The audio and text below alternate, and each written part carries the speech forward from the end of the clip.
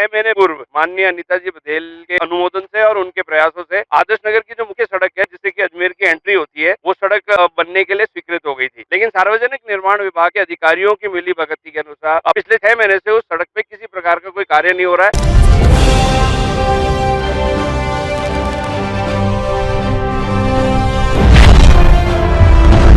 गुरुवार को आदर्श नगर क्षेत्र के व्यापारिक संगठन के प्रतिनिधि अजमेर जिला कलेक्टर पहुंचे और आदर्श नगर स्थित मुख्य सड़क की समस्या को लेकर जिला कलेक्टर से मुलाकात कर उन्हें ज्ञापन सौंपा। जानकारी देते हुए उन्होंने बताया कि दक्षिण विधायक अनीता बघेल द्वारा नसीराबाद की रोड बाईपास चौराहे से मार्टन ब्रिज तक पिछले बजट में सार्वजनिक निर्माण विभाग द्वारा स्वीकृत कर दी गयी थी, लेकिन सार्वजनिक विभाग के अधिकारियों द्वारा 6 महीने से सड़क का कार्य नहीं हुआ। सार्वजनिक विभाग के अधिकारियों को जिम्मेदारी बताते हुए कहा कि मुख्य सड़क की आवाजाही से अजमेर की आम जनता ही नहीं सभी परेशान है। कई बार बड़ी दुर्घटनाएं भी हो चुकी हैं। सड़क कार्य को चालू करवाने की मांग को लेकर ज्ञापन सौंपा।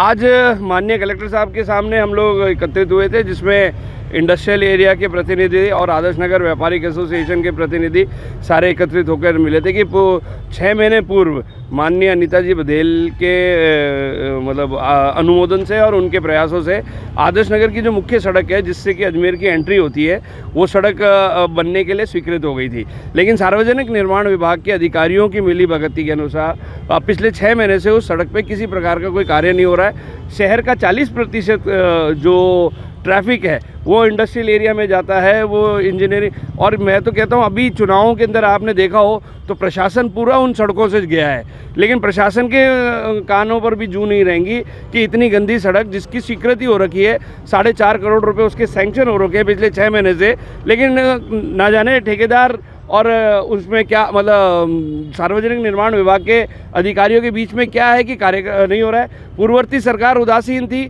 इसलिए पूर्ववर्ती सरकार में अधिकारी भी उदासीन थे, लेकिन अब ये नई सरकार अभी का आई है, गठन होना बाकी है, लेकिन नैतिक जिम्मेदारी लेते हुए ये हमारा नैतिक दायित्व बन जाता है कि हम जितने भी अधिकारी हैं उनको पुनः सजग करें और इस बात का कि जो पूर्व में जो ठेकेदारी प्रथा चल रही थी उसको ख़त्म करके जल्दी से जल्दी ये काम कराएं, नहीं तो सार्वजनिक निर्माण विभाग के अधिकारियों को ये कार्य में उदासीनता और इस प्रकार की जो कर रहे हैं ये उनको भारी पड़ने वाली है। आज कैसे मिले?